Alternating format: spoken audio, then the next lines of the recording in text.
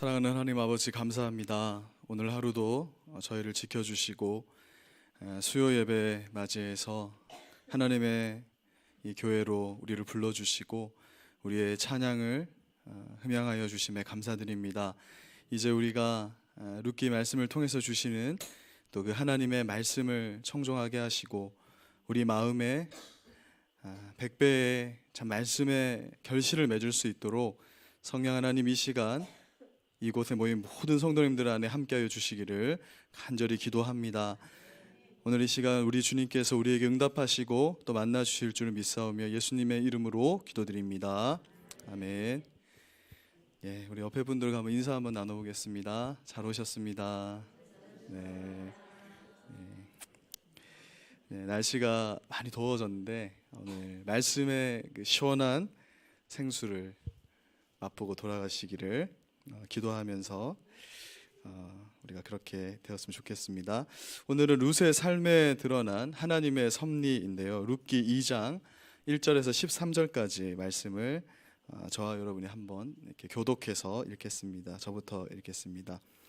나오미의 남편 엘리멜렉의 친족으로 유력한 자가 있으니 그의 이름은 보아스더라.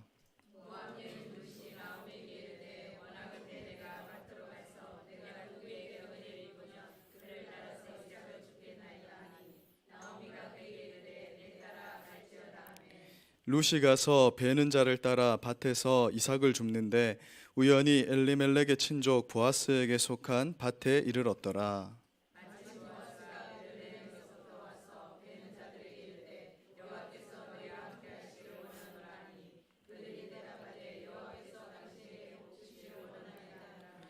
보아스가 베는 자들을 거느린 사환에게 이르되 이는 누구의 소녀냐 하니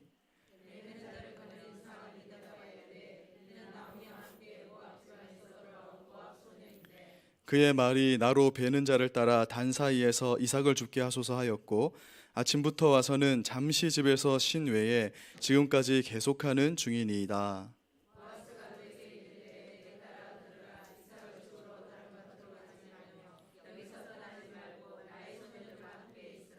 그들이 베는 밭을 보고 그들을 따르라. 내가 그 소년들에게 명령하여 너를 건드리지 말라 하였느니라.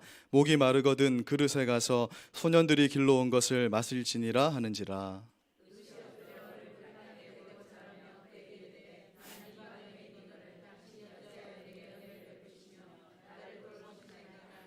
보아스가 그에게 대답하여 이르되 내 남편이 죽은 후로 내가 시어머니에게 행한 모든 것과 내 부모와 고국을 떠나 전에 알지 못하던 백성에게로 온 일이 내게 분명히 알려졌느니라.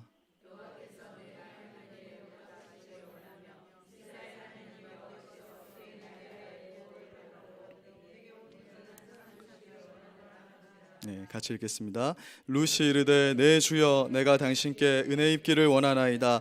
나는 당신의 하녀 중에 하나와도 같이 못하오나 당신이 이 하녀를 위로하시고 마음을 기쁘게 하는 말씀을 하셨나이다 하니라. 아멘. 네, 우리가 지난 시간에 하나님으로부터 먼저 은혜를 입은 이 룻이 시어머니 나오미에게 선대를 베풀었다.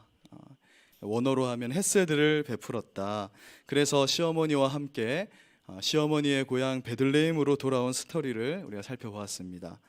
나오미가 하나님을 섬기는 고향 땅 베들레헴으로 다시 돌아오고자 한 것은 하나님께서 자기 백성을 돌보사 그들에게 양식을 주었기 때문이다라고 말씀하고 있습니다. 우리가 나오미의 이러한 삶을 통해서 하나님의 뜻에 어긋나는 일을 할 때 우리에게 잠깐의 고난은 있을 수 있지만 하나님은 그 과정을 통해서 우리를 성숙한 신앙인으로 만들어 가시고 결국에는 우리를 이전보다 더 나은 풍성한 삶으로 이끌어 가신다. 그러한 삶으로 우리를 만들어 가신다라는 사실을 룻의 인생을 통해서 또 나오미의 인생을 통해서 우리가 배우게 됩니다. 룻기 1장 22절을 보니 나오미가 모압 지방에서 그의 며느리 룻과 함께 베들레헴에 딱 돌아왔는데 그때가 어떤 때였다 말하고 있죠? 보리 추수할 때가 되었다. 누런 보리가 가득 차서 풍성하게 넘치는 때가 되었다라고 말씀하고 있습니다. 이것은 그냥 성경 기자가 22절 말씀을 이렇게 적은 것이 아니라 이제 나오미의 그 빈수레와 같았던 삶을 하나님이 풍성하게 채워주실 것이다. 그가 추수할 때에 그렇게 고향 땅에 하나님에게로 다시 돌이켰기 때문에 이제 나오미의 인생은 풍성한 삶이 될 것이라는 것을 예견하는 그러한 문학적 표현이라고 할 수 있는 것입니다. 하나님이 채워주시기 시작하면 우리의 모든 막힌 삶이 그때부터 뚫리기 시작하는 것이다. 그것이 바로 룻기가 우리에게 말씀하는 것입니다. 오늘 룻기 2장을 보니까 새로운 등장인물이 등장을 합니다. 그러니까 오늘 스토리를 보면 마치 이제 우리 집사님들이 좋아하시는 아침 드라마를 보는 것처럼 웬 남자가 하나 등장을 하는데 그가 굉장히 멋있는, 보통 뭐 이사님 이런 분이죠. 그의 이름은 보아스였습니다. 보아스는 어떤 사람이냐면 태생부터 아주 특이한 사람입니다. 여호수아와 이스라엘 백성이 여리고성을 점령할 때 정탐꾼을 보내는데 그중 하나의 이름이 살몬이고, 그 살몬을 숨겨줬던 여인이 기생 라합인데, 이 두 사람이 눈이 맞아서 아이를 낳았으니 그가 보아스입니다. 보아스는 태생부터 심상치 않은 남자, 믿음의 가정에서 태어난 믿음의 사람, 믿음의 가문이 배출한 그런 유력한 자였다라고 성경은 말씀하고 있습니다. 룻기 2장 1절은 그런 보아스가 나오미의 남편 엘리멜렉과 친족 관계였다라고 말하고 있습니다. 이 말은 무슨 말이냐면 앞으로 이 둘은 어떠한 관계가 있는데 하나님이 그 둘을 만나게 하심으로써 나오미의 삶을 변화시킬 것이다. 이제 나중에 가면 이제 기업을 물은다라는 것을 보게 되는데요. 그러한 것을 하나님께서 오늘 보여주실 것이라는 것을 2장을 시작하면서 말씀하고 있는 것입니다. 보아스를 잠시 소개하고 룻기는 곧바로 룻에게로 또 초점을 옮겨갑니다. 룻은 시어머니 나오미를 복량하기 위해서 추수가 한창인 보리밭에 가서 추수하자 떨어진 그 보리 이삭을 주우러 가겠다고 말합니다. 이처럼 룻은 변함없이 시어머니 나오미에게 선대를 베풀고 있는 것을 보게 돼요. 말로만 하는 것이 아니라 진심으로 그 시어머니를 복량하는 모습을 보게 됩니다.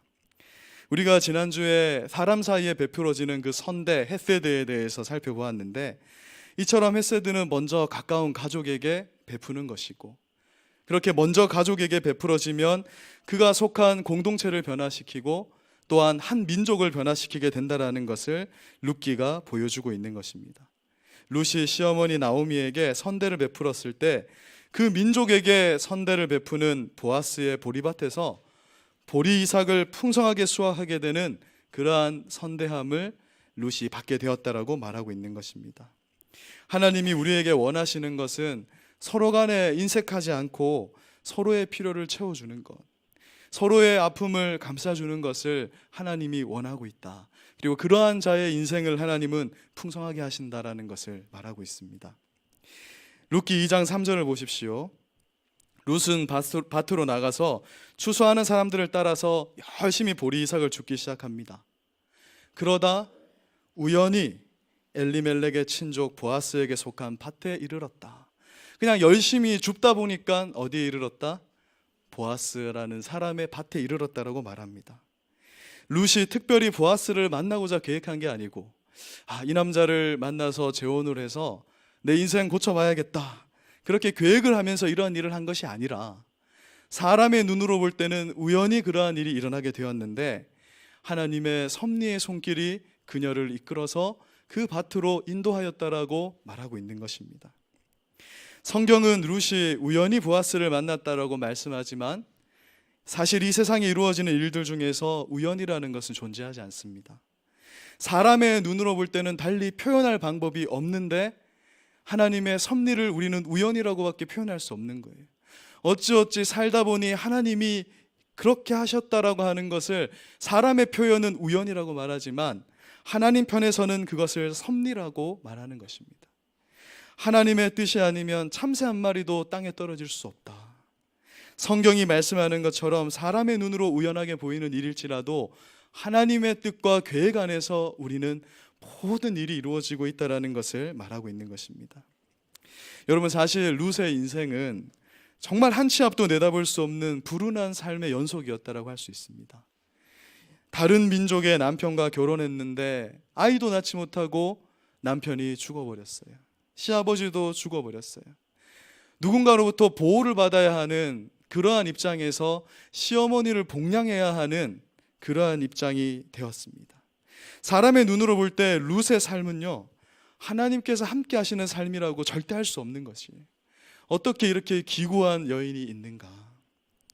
그러나 룻은 시어머니의 하나님을 따라서 베들레헴으로 왔다라고 말합니다. 하나님을 따르고자 하는 삶을 택했다. 룻의 신앙은 당장 있는 고난을, 시련을 앞에 자신의 것으로 여기지 아니하고 이런 과정 속에서도 하나님을 따랐다, 하나님을 선택했다라고 말하고 있습니다. 여러분, 룻의 이러한 신앙은 정말 본받을 만한 것이죠. 그런데 우리가 룻과 같은 신앙을 가지는 것은 결코 쉬운 일이 아닙니다. 만약 우리의 삶에 이러한 안 좋은 일들이 연속적으로 계속 발생한다 생각해 보십시오. 우리가 룻이라고 생각해 보면 과연 우리는 하나님을 선택할 수 있을까? 우리가 정말 하나님의 그 하나님이라는 끈을 놓치지 않고 계속 신앙생활을 할 수 있을까를 생각해 보게 되는 것이죠. 그런데 여기서 중요한 것은 오늘 이 우연이라는 표현 속에서 그런 룻의 삶에 하나님이 계속해서 간섭하셨고 또 그 룻과 함께 하시고 그녀를 보호하셨다라고 말씀하고 있는 것이에요. 하나님 안에 있는 자들에게 결코 우연한 일은 있을 수 없다. 모든 것은 하나님의 선한 계획 속에서 차근차근 이루어지고 있는 것입니다. 우리 하나님은 악한 것도 선으로 바꾸시는 그런 능력의 하나님이기 때문에 사람의 눈으로 볼 때 룻의 삶은 정말 절망이고 계속해서 절망의 나락 속으로 빠져드는 것 같은데 사실 그녀는 이 우연히 보아스를 만나게 되는 그 신앙의 정점을 향해서 달려가고 있었다라는 것이에요. 사람의 눈으로 볼 때는 내려막길로 내려가서 이제 도저히 가망이 없어 보이고 희망이 없어 보이는 그 과정 속에서 하나님의 눈으로 볼 때 사실은 그녀를 계속해서 높이시고 결국은 최고의 정점으로 올리시는 그 하나님의 섭리가 있었다라고 룻기는 말하고 있는 것입니다. 성경은 모든 사람이 그렇지만 특별히 하나님의 자녀들에게 일어나는 일들 중에 우연한 일은 있을 수 없다. 모든 것이 하나님의 보호하심과 하나님의 섭리 안에 있는 것이다라고 말씀합니다. 그래서 그리스도인들에게는 소망이 있는 거예요.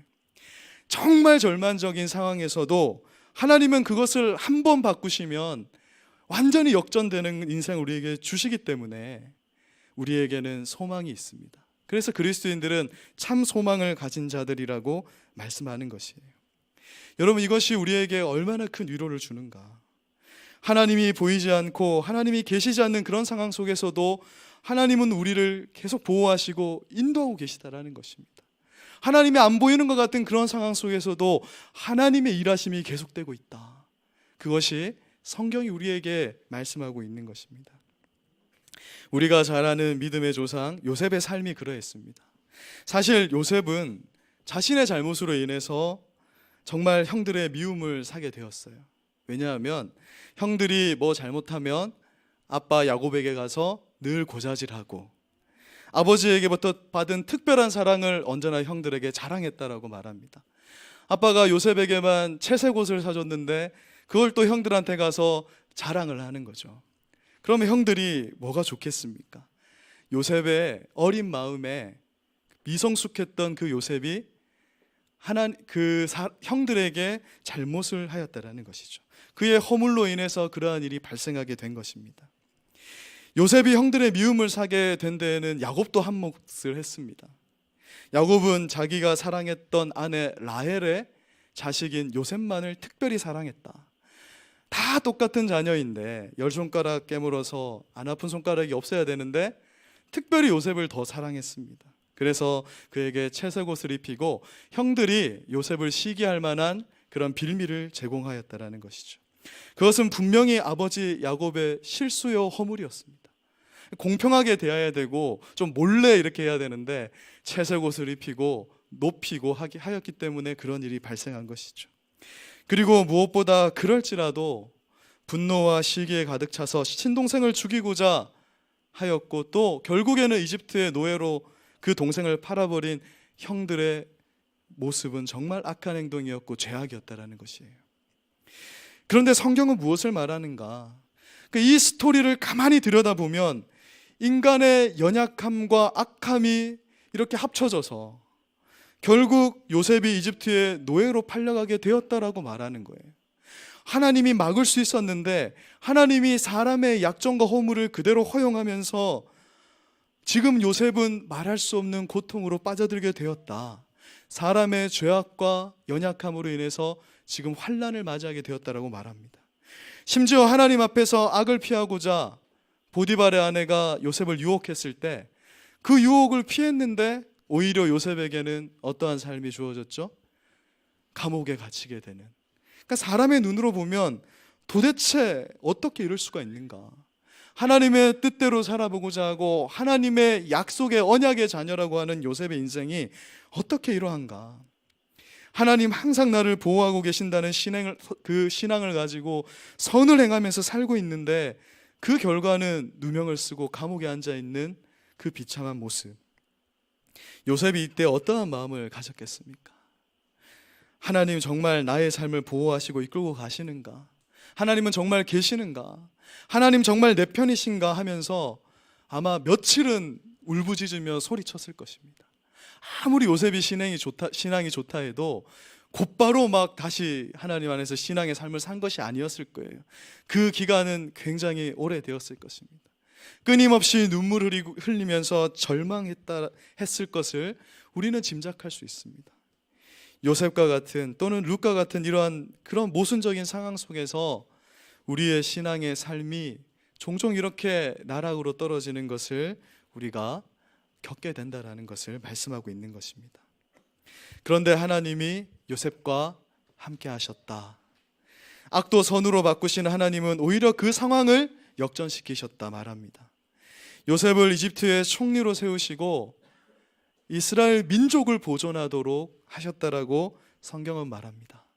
형들이 악한 일을 하였고 요셉과 야곱이 허물과 약점이 있어서 그러한 일이 벌어지게 됐지만 그 일을 통해서 하나님은 흉년으로부터 이스라엘 민족을 보호하셨다라고 말하는 거예요. 그래서 창세기 50장 20절은 이렇게 말합니다. 우리 같이 한번 읽어보겠습니다. 시작. 당신들은 나를 해하려 하였으나 하나님은 그것을 선으로 바꾸사 오늘과 같이 많은 백성의 생명을 구원하게 하시려 하셨나니. 요셉의 고백이 뭐냐 하면 사람의 허물과 약점 때문에 그렇게 나락으로 빠졌는데 그 나락으로 빠졌기 때문에 지금 하나님의 영광을 봅니다. 하나님의 섭리의 손길이 내가 진흙탕을 뒤집고 다니고 똥물을 뒤집어 쓰고 그러한 정말 고난 속을 헤쳐가고 있을 때에도 하나님의 그 손길은 나와 함께하고 계셨군요. 그래서 형들을 용서하는 거예요. 지금 요셉은 아버지 야곱 때문에 형들을 용서한 것이 아니라 또는 형제기 때문에 형들을 용서한 것이 아니라 하나님의 이 섭리의 손길을 알기 때문에 형들을 용서하였다라는 것입니다. 요셉의 고백처럼 만약 하나님께서 그 일을 통해 요셉을 이집트로 보내지 않았으면, 노예가 되게 하고 죄수가 되게 하지 않았으면 하나님의 뜻은 이루어지지 않았다, 그렇게 말하는 것입니다. 우리가 이러한 하나님의 섭리를 안다면 우리에게 일어나는 모든 일 가운데 하찮은 일이 하나도 없다라는 것을 알게 될 것입니다. 우리 일상의 아주 작은 일도 하나님의 손길이 미치고 있는 거예요. 수요 예배, 금요 예배, 주일 예배도 중요하지만 화요 예배, 목요 예배도 중요하고 앞으로 새벽 기도도 중요하고요. 각종 목장 모임, 성경 공부 모임, 열림 모임, 이런 것이 다 하나로 합해져서 사소한 것처럼 보이지만 그러한 것들이 합쳐져서 하나님이 선을 이루신다라는 것을 알게 되면 우리에게 주어지는 그 한순간을 그냥 허투루 보낼 수 없는 것이에요. 심지어는 화장실에서 보내는 그 의미 없는 짧은 시간도 하나님이 함께 하신다라는 사실을 우리는 기억해야 되는 것입니다. 하나님의 손길이 안 미친 곳이 없다. 하나님은 그 작은 일들 하나하나를 모아서 우리의 삶을 아름답게 완성시켜 나간다라는 것입니다. 그러므로 우리는 우리에게 벌어지는 어떠한 일이라도 충성을 다해야 되는 거예요. 예수님께서 작은 일에도 충성하셨던 것처럼 우리도 예수님을 닮아서 모든 일을 소중히 여기고 충성하는 자들이 되어야 한다는 것입니다. 성경에 보니까 이렇게 말씀합니다. 여러분, 제비를 뽑는 것보다 우연한 일, 또 사소한 일이 없잖아요. 그런데 잠언서 16장 33절은 제비는 사람이 뽑으나 모든 일을 작정하시기는 여호와께 있느니라. 여러분, 이 말이 무슨 말씀인지 아십니까? 오늘날로 따지면 투표는 내가 하지만 그 결정권은 하나님께 있다는 거예요. 그래서 교회 안에 계신 분들은 그거 갖고 싸울 필요가 없습니다. 하나님의 뜻대로 되는 거예요. 그걸 믿는 믿음이 있어야 되는 것이죠. 제비는 사람이 뽑지만 모든 일을 하나님이 작정하신다. 우리의 삶의 작은 일도 하나님이 간섭하시니까 우리의 정말 어려운 이 순간의 삶도 하나님의 섭리 속에 있다는 것을 발견할 때 우리는 모든 일에 범사에 감사할 수 있게 되는 것입니다. 제게 약점이 참 많지만 특히 제가 태어날 때부터 이제 눈에 선천성 백내장을 갖고 태어났거든요. 그러니까 많이 불편한 건 아니지만 이제 어린 나이에 왜 안 가져도 되는 것을 나는 가져야 하는가? 그러니까 알고 보면은 우리 집사님들이나 성도님들이 세상을 보는 거랑 제가 세상을 보는 게 좀 달라요. 저는 태어날 때부터 약간 이렇게 흐릿흐릿한데 그냥 태어날 때부터 그랬으니까 다 그런 줄 알고, 그런데 이제 군대를 가고 신체 검사를 받다가 그런 것이 있는 것을 알게 되고 하나님 원망을 하게 되는 거예요. 그러니까 차라리 하나님 몰랐다면 하나님 원망 안 할 텐데 하나님을 아니까 교회 오면 하나님은 정원이 너를 사랑하신다, 하나님은 언제나 너와 함께 하신다, 잘되게 하신다 해놓고는 태어날 때부터 이런 걸 주셔가지고 왜 나에게 이런 고통을 주시는가, 이런 어떤 불평과 불만이 다가왔어요. 사랑하신다면서 왜 이런 걸 주시는가? 그런데 그럴 때마다 하나님이 누구를 생각나게 하냐면 육체의 가시인이 안질로 고통하고 기도하였던 사도 바울을 떠올리게 하시는 거예요. 고린도후서 12장 9절을 보면 자신의 눈의 질병을 고쳐달라고 3번이나 간절히 기도하였던 그 바울에게 하나님은 이렇게 말씀합니다. 네 은혜가 내게 족하다. 무슨 말이냐면 지금 너의 그 상황이 약하기 때문에 더 강하게 되는 것이다. 그것이 있기 때문에 네가 기도하는 것이고, 그것이 있기 때문에 정말 하나님의 일을 멋지게 해낼 수 있는 사도가 되는 것이다. 사람의 눈으로 볼 때에는 정말 제거해버리고 싶은 것이고 없었으면 좋은 것인데 하나님의 눈으로 볼 때에는 그것이 합력하여 선을 이루는 것이다. 하나님 안에서는 그 작은 약점마저도 그냥 버려지는 것이 없다. 그리스도인들은 그런 것이다. 그렇게 말씀하고 있는 것입니다. 그 시련이 사실은 하나님의 은혜이고 하나님의 섭리 속에서 그 모든 것이 합력하여 선을 이룬다라고 말씀하는 것이죠. 이제 본문으로 돌아옵니다. 4절을 보십시오. 룻이 하나님의 섭리에 따라서 사람의 눈으로 볼 때는 우연히 보아스의 보리밭에 이르렀을 때 마침 보아스가 그 밭에 도달해서 사람들에게 햇새들을 베풀고 있었다, 이렇게 말합니다. 하나님의 복을 막 빌어주고 있는 거예요. 여기에 보면 성경에 기가 막힌 조사를 쓰고 있습니다. 마침 왔다. 우리가 볼 땐 우연인데 하나님이 시간과 장소와 사람이라는 이 3요소를, 이게 하나님의 섭리의 3요소거든요. 사람과 시간과 장소를 일치시켜서 만나게 하셨다라고 말하고 있습니다. 분명 룻은 환난을 당해서 베들레헴까지 오게 됐어요. 만약에 룻의 인생이 남편 너무 잘 만나서 이 남편 무병장수하고 죽지 않고 그곳에서 떵떵거리면서 그러면 이제 하나님 복받고 산다 생각했을 거예요. 맞죠? 모압에서 잘 살았다면 절대 베들레헴으로 오는 일도 없었을 것이고, 그랬다면 다윗의 조상이 되고 예수 그리스도의 계보에 마태복음에 룻의 이름이 올라가는 일은 있었을까요? 없었을까요? 없었다라는 것이죠. 잠시 이 땅에 있는 동안 잘 먹고 잘 사는 것 중요할 수 있는데 아마 하나님의 나라에 가서도 영원히 잊혀지지 않는 이름이 된 룻은 그 환난이 결국 하나님의 영광을 향한 그 섭리의 길이었다라는 것을 발견하게 되는 것입니다. 하나님이 그 한 집안에, 그 집안이 떠날 때도 그냥 두시고 환난 가운데도 그냥 두셨다가 다시 돌아오게 하셔서 그 며느리 룻이 보아스의 밭에 이르게 하기까지 사람의 눈으로 볼 때는 길어 보이고 사람의 눈으로 볼 때는 절망 가운데로 가는 것처럼 보이는 그 일을 통해서 가장 영광스러운 길로 그녀를 인도하셨다라는 것입니다.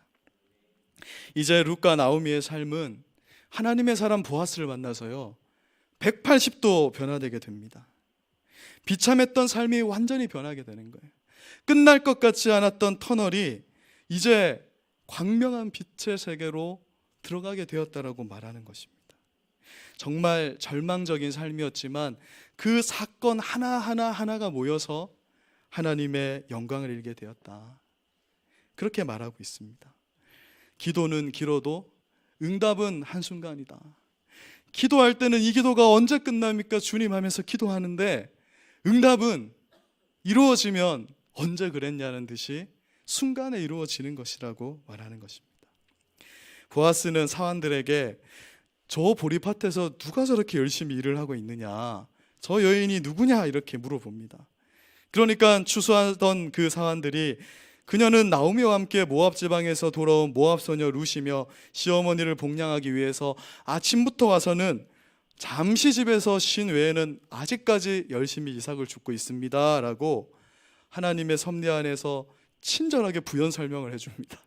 집에 잠깐 갔다 온 것까지 설명하면서 보아스가 마음에 쏙 들게 하는 것이죠. 그냥 보아스는 말합니다. 아, 그 여인이 바로 저 여인이냐? 경상도 말로 하면 자가 저 여인이 그 여자이냐? 여러분, 하나님만 우리의 일거수일투족을 보고 계신 게 아니라 사람도 우리가 하나님 앞에 얼마나 충성된지를 다 보고 있다라는 거예요. 하나님 모르는 사람들도 저 사람 하나님께 충성된지 안 된지 다 보고 있다라는 거예요. 예수 믿지 않는 사람들이 세상 사람들을 막 꼬시잖아요. 죄짓도록. 괜찮다. 요즘은 예수 믿는 사람들도 다 술 마시고, 내가 아는 목사님도 술 잘 마시고, 저 집사님 장로님도 잘 마신다. 그러니 마셔라 합니다. 그래? 그래서 이렇게 마시면 속으로는 이렇게 생각하는 거예요. 너도 똑같구나. 그러니까 세상 사람들이 그렇게 한다라는 거죠. 술이 죄라는 것이 아니라 그런 자리에서 술을 마시면 하나님 영광의 해가 되는데 사람들이 다 보고 있다. 그리고 그 행실 하나하나가 하나님의 섭리를 이루는데 다 동원되는 것을 보게 되는 거예요. 보아스는 룻에 대해서 좋은 소문을 듣게 됐습니다. 그래서 보아스는 룻에게 햇새들을 베풀었다고 말해요. 11절을 보니까 보아스가 룻의 얼굴만 몰랐을 뿐이지 이 룻에 대한 소문이 온 베들레헴에 이미 퍼져 있었다. 이 여인 룻이 그 모압의 우상을 버리고 하나님을 선택해서 이곳에 왔는데 그 시어머니를 얼마나 잘 봉양하는지 그 소문이 널리 퍼졌고, 보아스가 이미 룻에 대해서 내가 그녀를 만나기만 하면 선대를 베풀어야지 마음 먹고 있었다라는 거예요. 그리고 룻을 봤을 때 그에게 선대를 베푸는 것을 보게 됩니다. 이에 보아스는 룻기 2장 8, 9절에서 다음과 같이 말합니다. 우리 8, 9절 한번 읽어보겠습니다. 시작. 보아스가 룻에게 이르되 내 딸아 들으라. 이삭을 주우러 다른 밭으로 가지 말며 여기서 떠나지 말고 나의 소녀들과 함께 있으라. 그들이 베는 밭을 보고 그들을 따르라. 내가 그 소년들에게 명령하여 너를 건드리지 말라 하였느니라. 목이 마르거든 그릇을 소년들이 길러온 것을 마실지니라 하는지라. 얼마나 룻을 잘 봤던지. 걱정하지 말고 주워가라. 마음껏 주워가라. 이 뒤에 보면 빵도 이제 저녁 식사도 차려주고 또 보리를 더 가득 넣어가지고 정말 몇 달은 먹을 수 있을 만큼 짊어지고 집으로 갈 수 있게 선대를 베풀었다고 말합니다. 여러분, 하나님의 섭리하심이 요행으로 되는 것이 아니라는 거예요. 우리가 그냥 아무렇게나 신앙생활하고 그냥 살아가다가 로또 맞듯이 어쩌다 그냥 하나님이 내 인생 풀어주시겠지, 그렇게 생각하면 안 된다는 거예요. 오늘 룻을 보니까 작은 일에 충성할 때, 시어머니를 복양하고자 그 보리 이삭을 줍는 그 일을 하면서 그 작은 일들이 모아질 때, 하나님이 보고 사람들이 보고 그 신앙을 인정할 때 하나님의 영광스러운 일이 그때 터지게 된다, 그렇게 말하고 있는 것입니다. 이제 말씀을 정리하겠습니다. 오늘 우리가 룻기 2장을 통해서 두 가지 사실에 주목해야 됩니다. 첫째는 우리 인생의 모든 일이 다 하나님의 섭리 안에 있다는 거예요. 그래서 때로는 우리의 허물과 약점 때문에 악한 일들도 생기고 옳지 않은 일들, 약한 일들 생길 수 있습니다. 그래서 때로는 그런 일들 때문에 하나님 원망하고 하나님 나에게 없는 것처럼 그렇게 여겨질 수도 있다는 거예요. 그런데 우리가 하나님의 섭리를 믿으면 바뀌게 돼요. 이 작은 것도 이미 내가 해서 실수가 됐지만 그 부분에 대해서 철저하게 회개하지만 회개하고 나서 우리에게 딱 드는 믿음의 말씀은 뭐냐면, 그래, 그 실수도 하나님 선으로 바꾸실 것이니까 감사하면서 또 전진하여서 나가는 것입니다. 그러므로 우리 그리스도인들은 절대 낭망하는 자들이 아니에요. 기다리는 시간은 길지만 하나님이 그것을 풀어주시기 시작하면 순식간에 해결되는 것입니다. 우리의 자녀들이, 또한 우리가 전도한 사람들이 당장의 신앙의 변화가 없을 때 전전긍긍하게 되고 막 조바심이 나잖아요. 그런데 그들의 삶 가운데 하나님이 간섭하고 계신 거예요. 그 방황마저도 나중에는 변화되게 된다. 우리 중고등부 중에서 우리 아이들 자라나잖아요. 근데 방황을 심각하게 하는 애들이 있어요. 그럼 이제 이렇게 생각하는 거죠. 얘는 나중에 이런 애들을 잘 돕겠구나.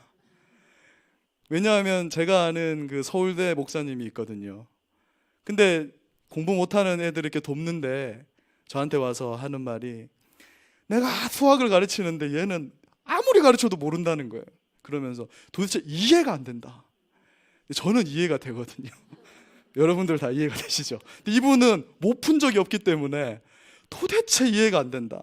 이분은 그런 학생을 도울 수 없는데, 수학으로 방황을 많이 한 학생은 나중에 그런 아이의 진정한 위로자가 되는 것이죠. 그러니까 하나님의 섭리를 믿는 사람들은 쓰레기 같은 나의 삶의 조각들도 버릴 것이 없다라는 거예요. 그게 하나님의 놀라운 일하심이라는 거죠. 그리고 둘째로 우리가 주목하게 되는 것은 모든 것이 하나님의 섭리 안에 있기 때문에 우리가 충성되게 살아야 된다는 거예요. 작은 일에도 모든 것이 하나님의 섭리 안에 있기 때문에 더더욱 버릴 것이 없다. 정말 작은 나의 삶, 특히 아무도 보지 않는 그런 순간에서 하나님이 나를 보고 있다라는 그런 생각으로 충성되게 살아가게 되면 우리는 조만간에 하나님이 우리를 일으켜 세우시는 것을 다 경험하게 될 줄로 믿습니다. 혹시 룻과 같이, 또한 요셉과 같이 신앙 안에서 고통 가운데 있으신 분들도 있을 거예요. 오늘 말씀을 우리가 붙들게 되면, 그리고 하나님의 섭리를 믿게 되면 우리는 참 소망을 가지게 됩니다. 하나님이 풀어주시면 응답은 순식간이고 우리가 나중에는 그 일을 간증하게 될 때가 온다. 하나님의 은혜를 자랑하게 되는 날이 온다. 그때가 되면 내가 그렇게 했기 때문에, 내가 연약했기 때문에 하나님 영광 받으시는구나 할 때가 온다라고 말합니다. 시편 139편 3절에 보면 나의 모든 길과 내가 눕는 것까지 하나님 다 살펴보고 계시다라고 말씀하거든요. 우리가 룻기를 통해서 그것을 배우게 되는 것입니다. 절망 가운데서도 오늘 그 기도 제목을 놓고 우리 같이 기도했으면 좋겠어요. 하나님, 이것을 통과하게 되는 날 하나님의 영광이 온 지역에, 온 교회에, 온 세상에 퍼지게 될 것입니다. 우리가 그러한 마음을 가지고 오늘 우리가 한 가지 기도 제목 가지고 또 같이 기도하시고, 또 우리 교회 가운데 하나님 두신 그 깊은 뜻을 위해서 또 함께 기도하시고 돌아가시는 밤 되기를 바랍니다. 제가 기도하고 함께 기도하겠습니다.